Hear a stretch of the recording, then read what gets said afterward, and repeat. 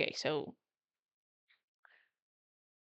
this topic uh, is about two different types of communication that are described in the book called You Just Don't Understand Women and Men in Communication.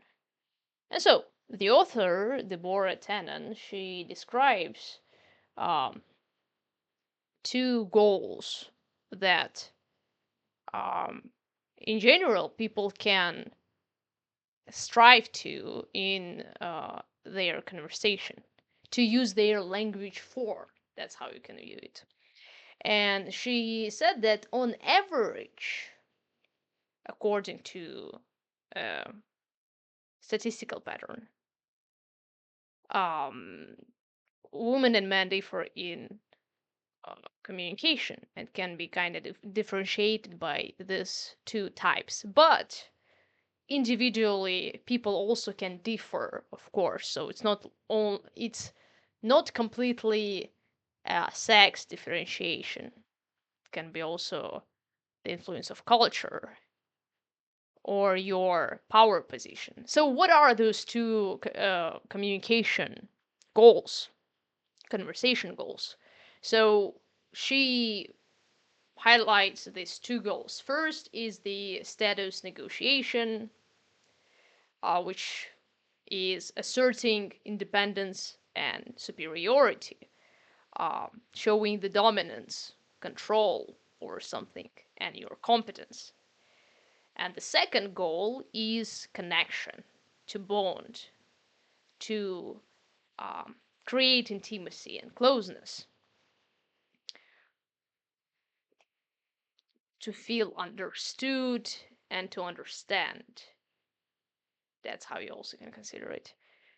Okay, and so obviously she mentions that mostly the status negotiating style is attributed to males, and uh, she says that, well, those differences and goals are actually huge because they completely change the pattern uh, and the type of communication you have. They completely change your perspective on what you uh, attempt to do while you speak. And if two people pursue different goals when they speak, they fail, obviously, to understand each other.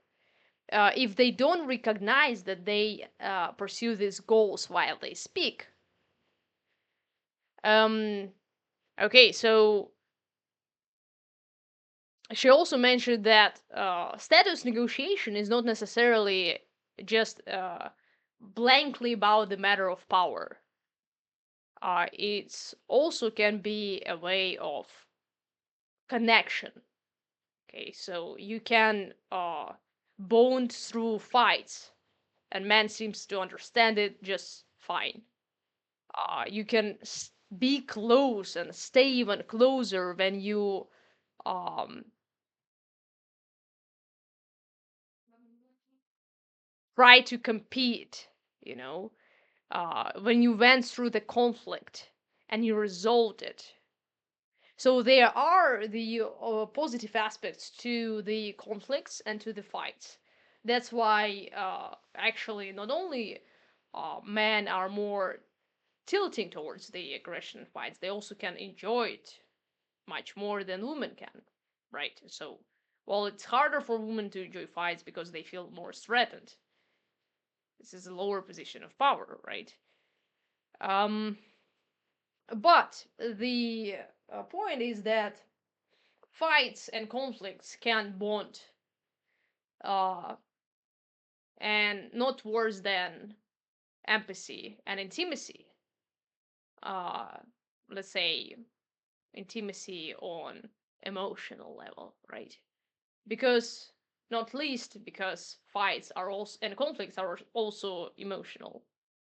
Okay, so there is the negative and positive motives or reasons, let's say, to bond, right? To overcoming something difficult and hard. like negative emotions, anger, etc. And also to go through the positive emotions together, feel understood, feel empathized and cared for. Um, and so she says that these two communication languages differ in the function, because the function of first status negotiation is to test the strengths and respect, which is kind of obvious in the name, to negotiate hierarchy. The function of the second of the connection style of language style is to maintain harmony, build shared understanding and positive um, shared feelings. So obviously, for the first type, the preferred tone would be the assertive, let's say, joking, teasing, sometimes competitive. For the second, it would be soothing or supportive language. Right. And for the status negotiating language, conflict seen as the expression of engagement, oftentimes honesty at least, because you show your real self, and your real self oftentimes angry you and um, disagreeing you, especially if you have this in you, the disagreement, the um, anger. uh, and in the second connection language style, conflict seen as the expression of a threat, disconnection, instability, basically something to be avoided. Um, Therefore, intimacy there is maintained through the discussion, um, and confrontation is not desired. While for the first one, disagreement become a sign of durability, you can say, even. Well, you endured my aggression towards you. You endured my force. Now I can respect you more. You proved yourself to be strong and durable. Um, because it is a test and perhaps a surviving signal of loyalty, capacity for loyalty, capacity for strength. If you can endure, you can be loyal, because it's harder to be loyal when you're weak. And fight is not only about physical strength, but about emotional and moral strength too, right? They always say the spirit, that's what matters in a fight. So, okay, let's go through that. Now, of course, she mentions that men can switch into connection when they uh, when intimacy is safe, and that women can switch into the status when um,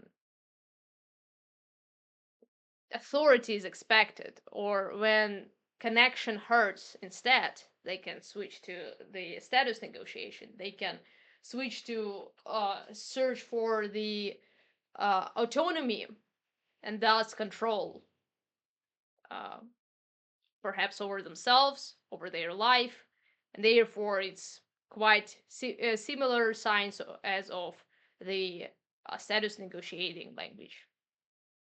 Uh, right, but still, those languages do differ, and um,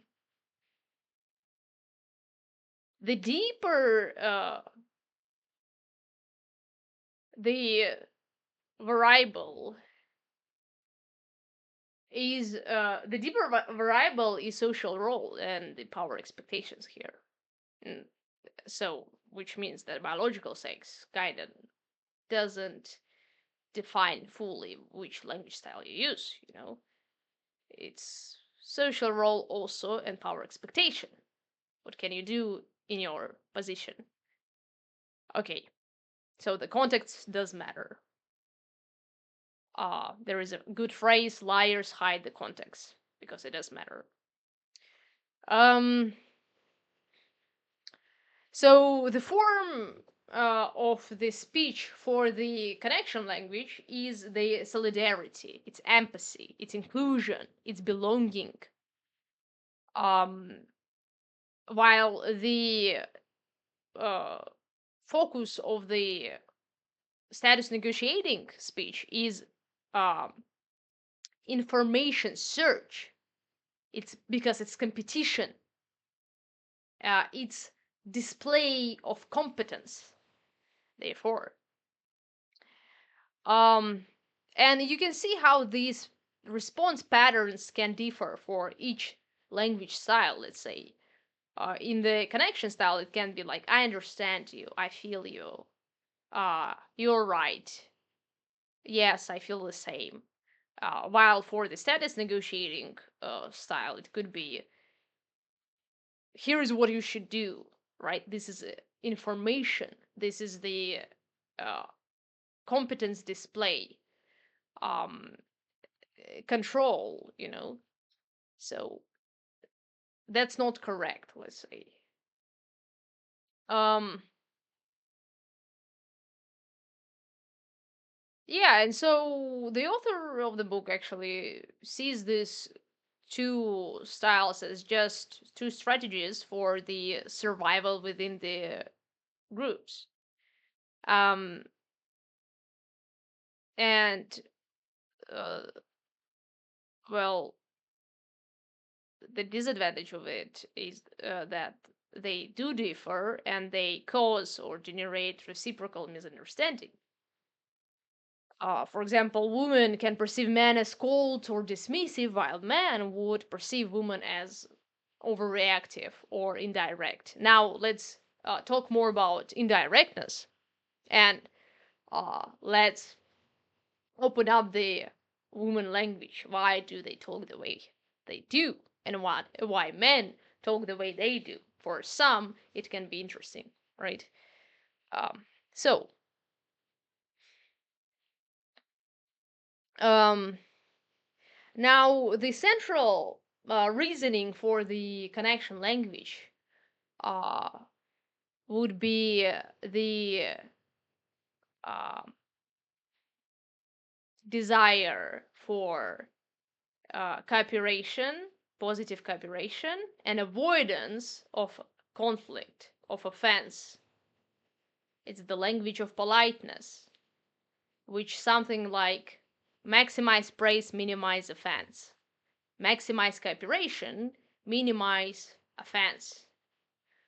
And why this is a survival strategy? Because, well, that's how weak survive. If they can't be durable for against the attack, then they would seek to avoid the attack. And that's why also it's not determined by sex alone, because you can be weak not only because of your sex. You can just have a weak position for all kinds of different reasons, not only within the context, but within, let's say, your moral worldview, right? Like you seeing yourself as the victim, let's say, or because, again, uh, your perception does matter. You can be, the most terrible position, but like your spirit is durable, let's say, sufficiently enough for you to um, resist the hardships, and so you're not afraid of them, let's say.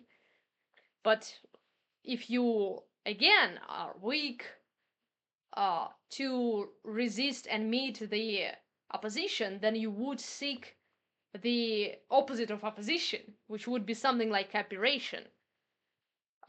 You would seek cooperation. How to do that? How can you minimize offense and maximize cooperation? Well, you use strategies that make people make you appealing to people, attractive to people, and less offensive, make you less offensive to people. Okay, so you're more appealing and you're less offensive. How do you do it? Well, you become less confrontational first. um you become more supportive second. You become more understanding. You soften the expression of criticism and disagreement, which is very important because confrontation happens in the first place because of disagreement in the aim, or yeah, at in the end towards which you strive, right? And so you can confront someone because, well, you have opposing uh, or conflicting desires or aims. Okay. All right. So, well, if you don't want confrontation and you still do have the opposing desires, uh, motives, or conflicting motive, etc., uh, what you do is you just express it in a way, unless you want just to lie about it all the time, which is quite hard. What you do if you don't want to lie each time you have conflicting with anyone uh, thought, aim, you express it in a way that would sound appealing to the other person. You express it in a way which wouldn't sound offensive. This is the language of understanding. This is the language of empathy.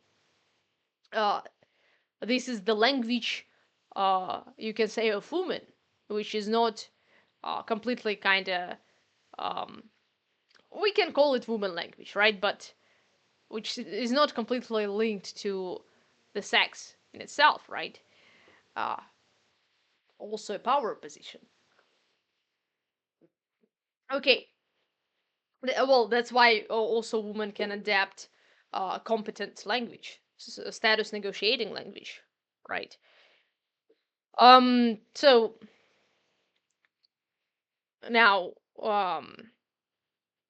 interestingly, she recognizes that in different researches, or maybe she just mentions that in different researches, women tended to tell the stories about other people and about themselves, uh, stories about society, um, right?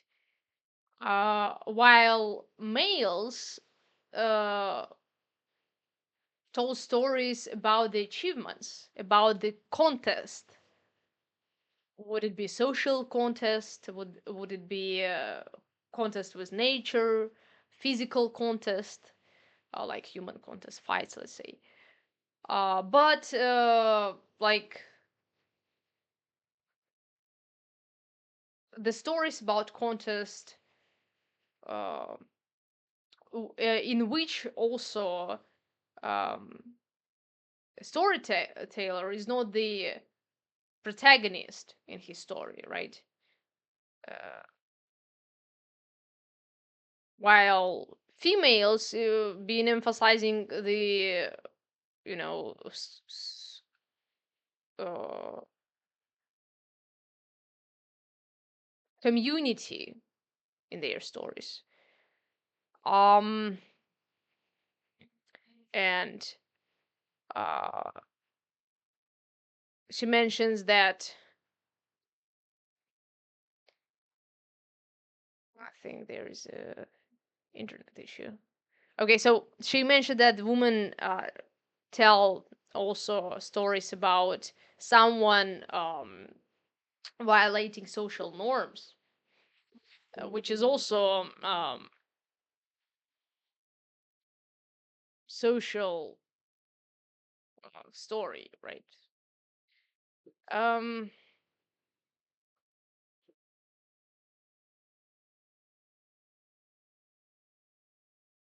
okay, and so why And it's not only in the stories. It's not only in the stories. In a conversation too. So she kind of mentioned that um, uh, men oftentimes they see complaint as the request for a solution, while a woman just wants the empathy and understanding. There's quite different kinds of languages.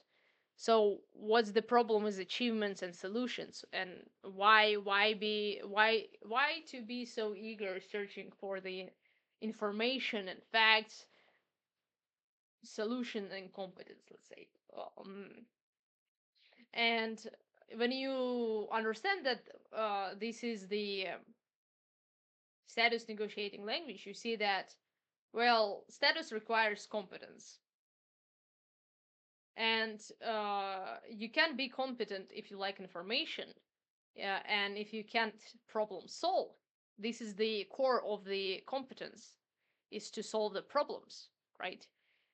So if you use your language to negotiate the status, to communicate the status, if you use your language to succeed yourself, to succeed your own position, um, then that's what you do. You display your competence.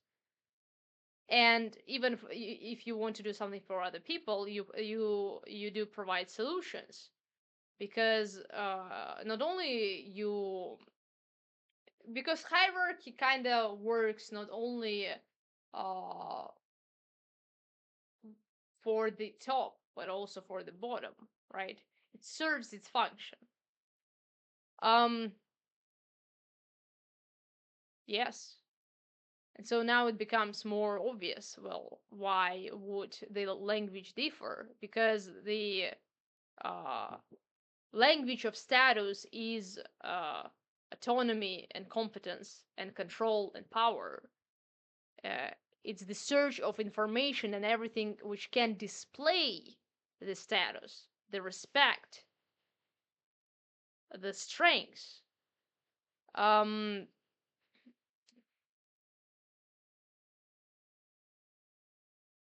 and the language of connection is the morality of care and mutual understanding.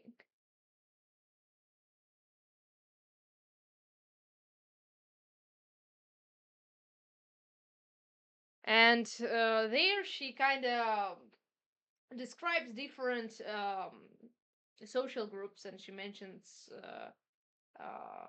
historical tribe of women. Mhm. And she explains how they were behaving or communicating.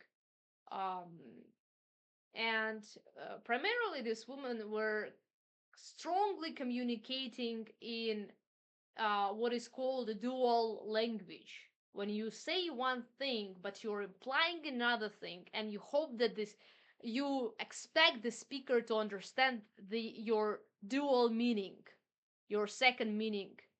You expect the speaker to understand not the actual words which you said, but what you meant when you said it.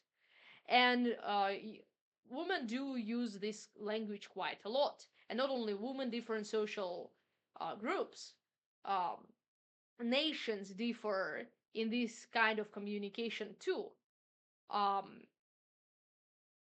it's kind of direct and indirect language, right? And so why would there be a difference in direct and in indirect language? Direct language is the language for the sake of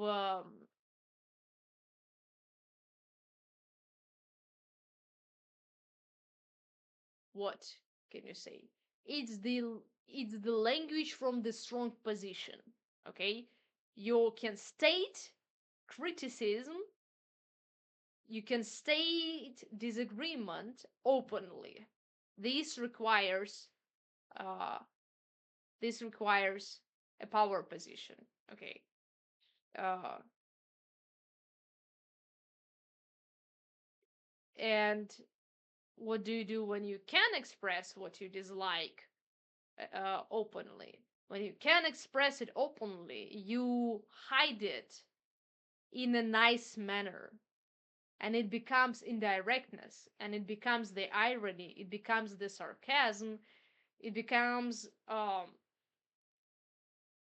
over exaggeration or understatement. Uh, for example, you can uh, say with irony, yes, that's been really great, was it? Or like, um, it wasn't so bad, right? And you can say it in a way that the other person in the context would understand that you mean it was actually bad, right? But why are you being nice then? You're expressing the criticism. You're being nice in the way that you don't express criticism openly. You still um, express it, firstly confirming the shared ground of understanding, that the speaker understands your criticism, while in the same time not expressing the criticism, right? So you expect the person understand your position, your dislike, but you don't express it openly. um So, okay, why wouldn't you do that? Are you just weak? Or well, can't you do it normally? Can you just talk directly? Why to use dual language? Why irony? Why indirectness? Why sarcasm? And it's not only that, just so you would understand, the dual language could be also silence. You can be silent with a purpose. You can be silent because you don't want to show your anger. You want to remain silent and show the person that you refuse cooperation. You refuse even to respond. So you have refused uh,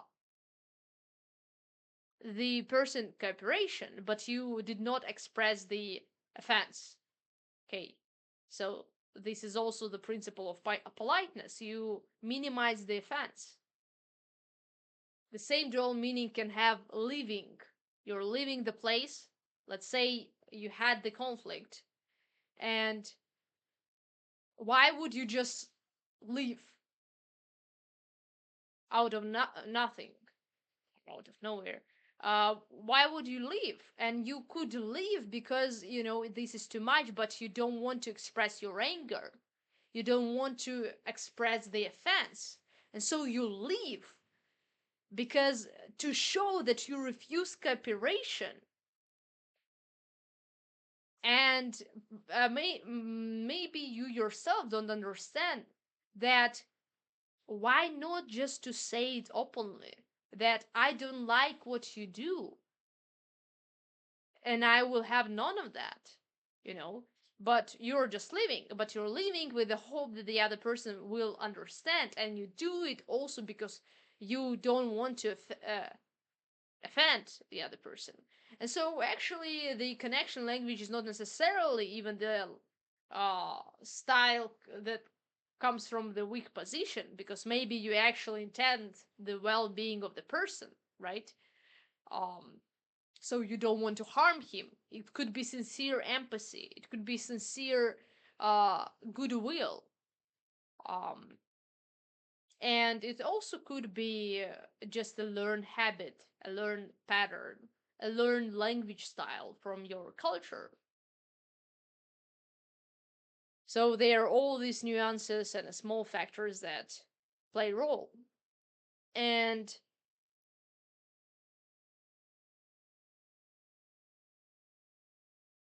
um,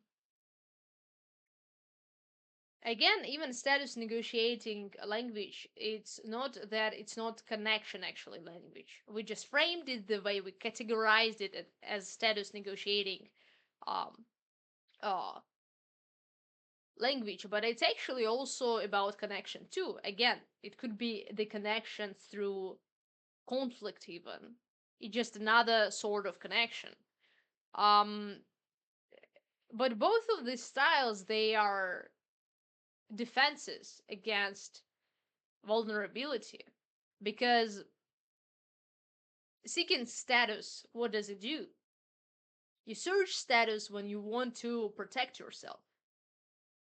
You need competence to ensure the resources, to ensure well-being, and you need status and power to, again, ensure security. uh and that's also why you need control. You need control to ensure your desired outcome.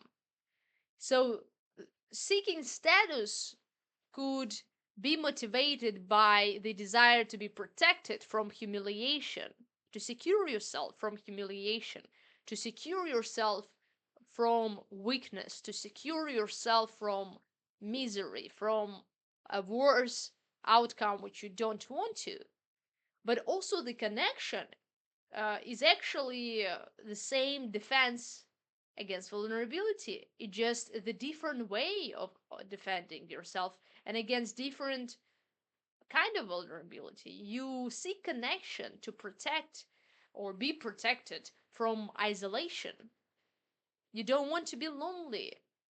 You don't want to be irrelevant. You don't want to be isolated. So you search for someone to understand you, and you search for someone to um, witness your being.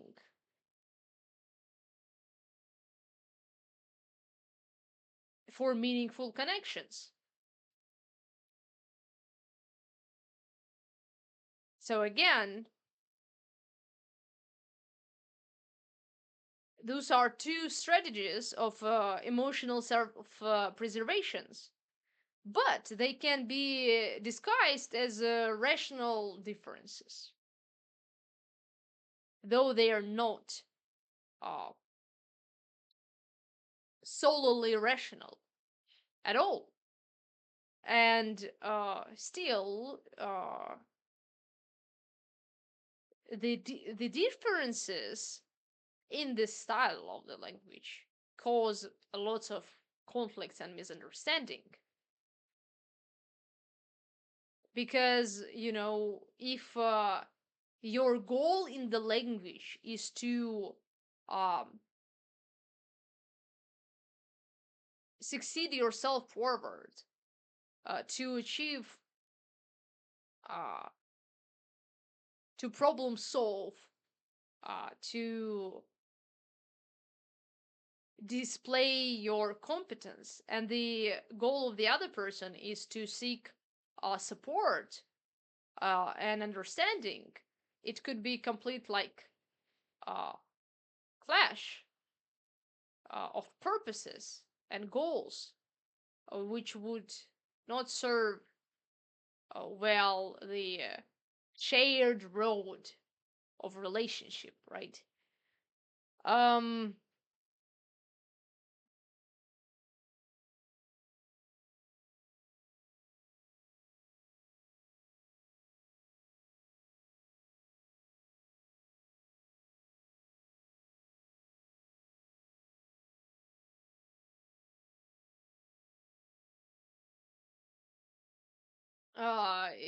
Another really interesting thing the author mentions in her book is the different level of meaning. Like, she mentions uh meta level, and um what was another level? I really, I'll need to look it up. So anyway, there she highlights two different levels um of communication. It's not like communication, it's uh maybe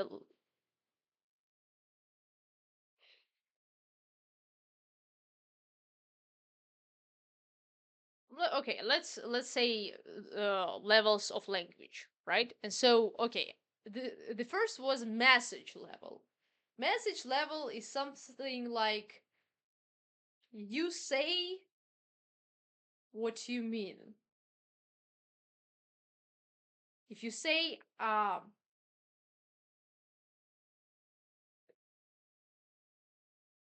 good, you mean I'm good.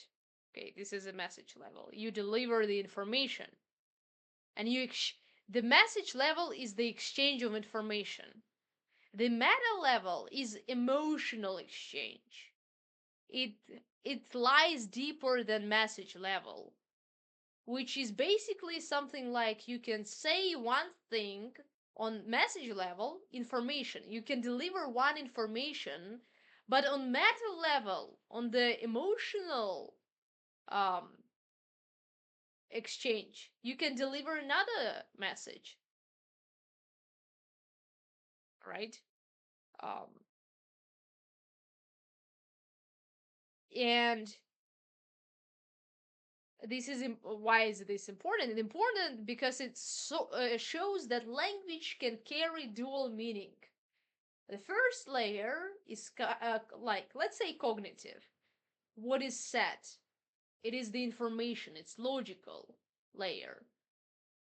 You say as to deliver the message. You exchange information. The second layer is you exchange the inner qualia, you exchange the inner feeling, you exchange what is meant by it. Let's say an affective layer. And people do often confuse two levels. Let's say, again, I'm fine. And on the message level, it means, well, on the message level, it means I'm good. But on the meta level, it could uh, mean like, stop troubling me, I have my problems, or something like that.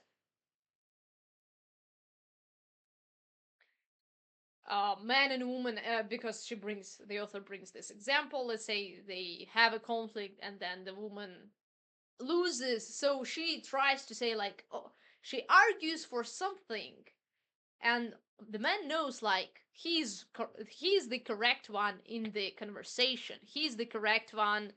She accused him wrong, and he's right, and so he proves it logically. Let's say they Google it, and and then they find out that he's been uh right all this time, and the man is like, huh, let's say, uh I've been right, you're wrong. And she's like, yes, I'm sorry, I'm wrong. And she lost. But the thing is that, well, it's never been about information for her in the first place. Because she's then saying, let's say, but you're always like that. Why are you accusing me for no reason? I don't know. Because while, let's say, maybe she's been accusing him for something, but on meta level, she meant that in general, she has a problem with him. Like, she wanted to pass on to deliver him her emotional state, her inner quality, like, I'm not all right with you. But on information level, on a message level, she's saying another thing. She's picking up some irrelevant discussion, disagreement, like irrelevant topic to disagree on, really irrelevant.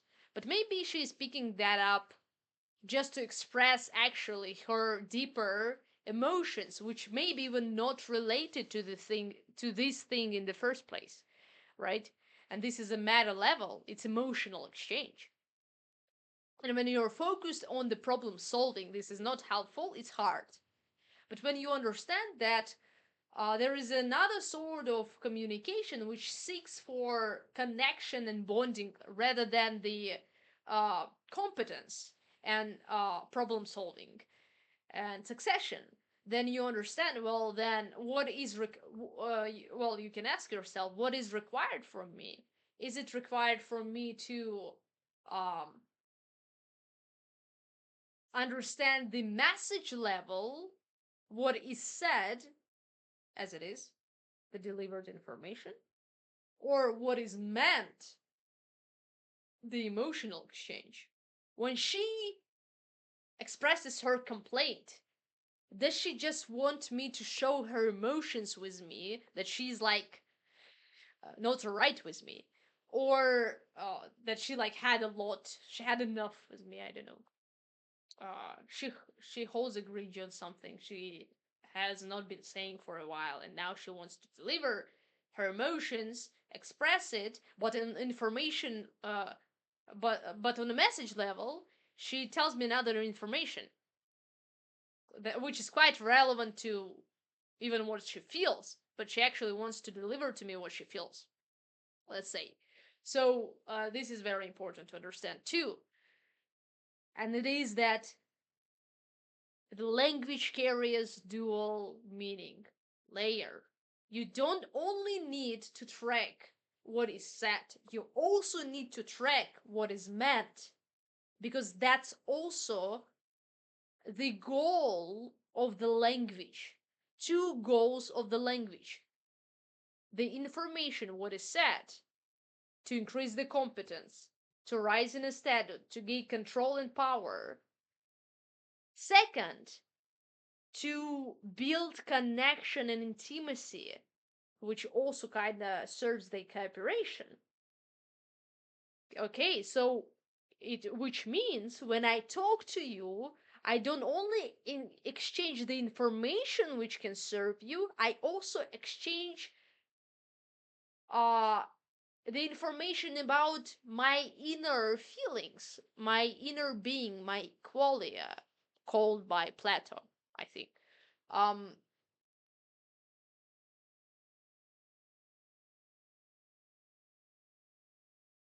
the effective level, um, what is meant, could lay deeper. And if you fail to recognize this is your problem. Because you fail to recognize that language does not only serve to give you the information about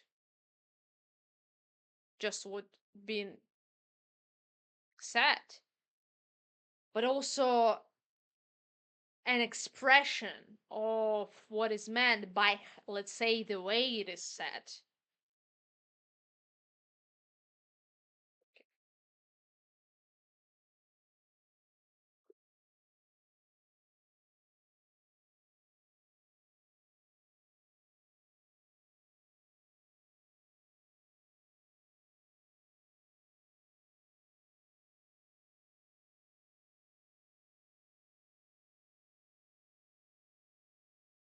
For example, I don't want to continue this conversation.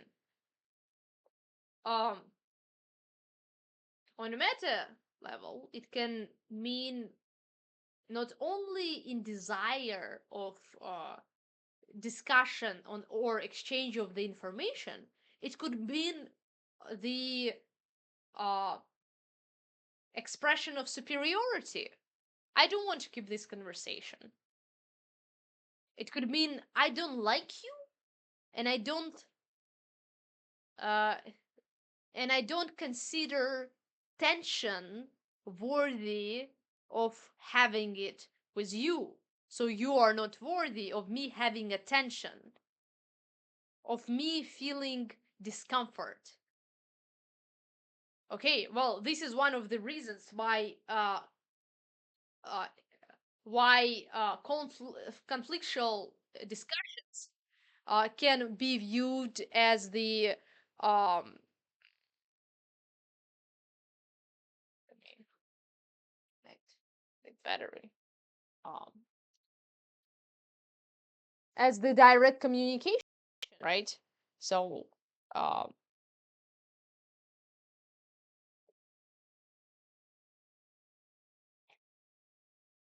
um one party can dislike uh, direct language, but the second actually can see the use of it. If you can endure the discomfort and tension uh, to understand how I feel myself, then I can trust you. Because if I don't feel good and when I express it to you, you can't even take it, then you don't care about me in as much as you care about your comfort. And then it means I can't trust you. Okay, so this is how it's important to see the meta level uh, of the communication.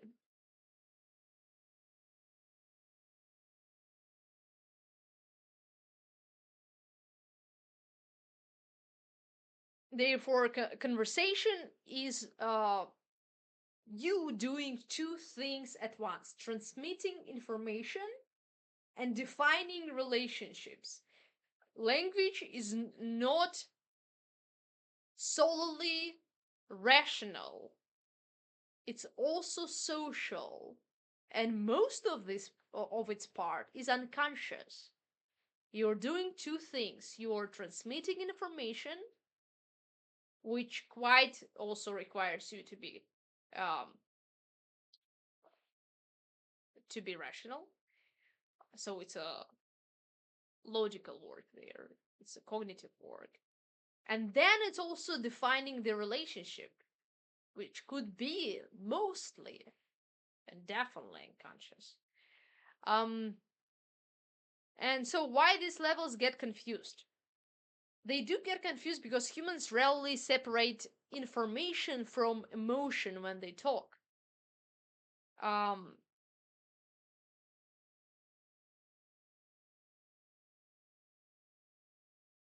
but you can see the message, like message level, um, when it's handled by conscious reasoning. When you hear these functioning words like these connecting words, because that because like because they explain the causal relationship, they show the reasoning process, the reflection, and then you can recognize the meta message uh, when it's handled by tone, by pacing, gesture, and this is largely unconscious. The meta message is largely unconscious, but it's also what defines relationships. That's why, uh, on average, it is majority of women who would use more of, let's say, indirect language, uh, express something but mean the other thing. And if you do want to be smart, you have to learn to recognize it. Or you just will be left confused. Why does the person uses irony or sarcasm? Why can't he just say openly? Why does the person laugh when he or she is not actually expresses the sincere happiness, sincere joy, or I don't know, fun, right? So because they deliver you also the meta message, they also deliver you a message which they can openly tell you, the criticism they can openly tell you. Maybe they don't want to create tension, and it's not only for you, it's also for them. Maybe they don't want to create emotional tension.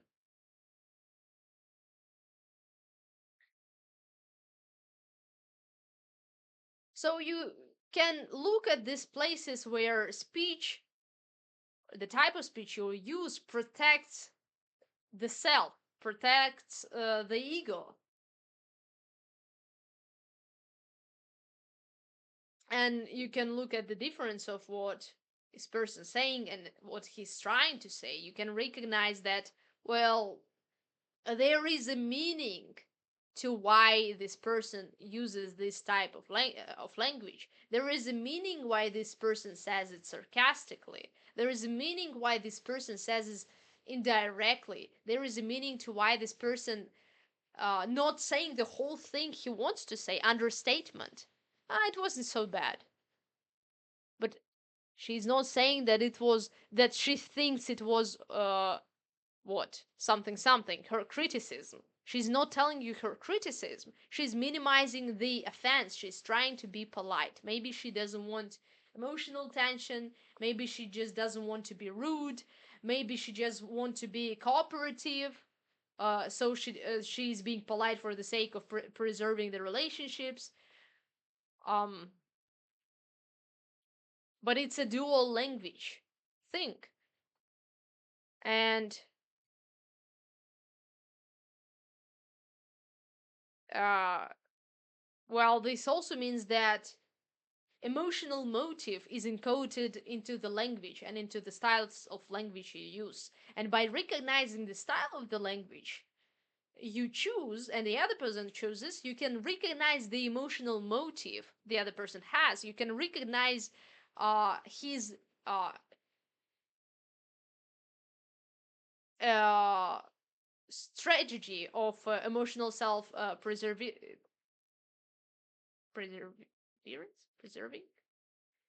Yeah. Anyway, um, so preservation. Yeah.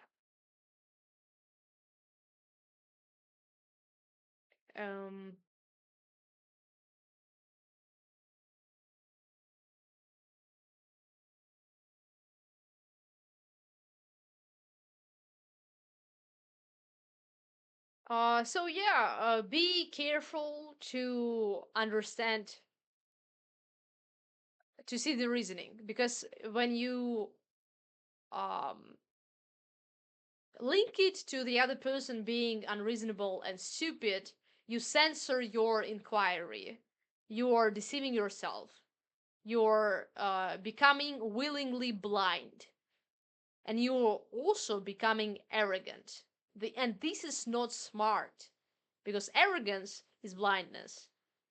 Be careful not to deceive yourself. Yep. And look at the reason behind the choices of each person, including you. Um,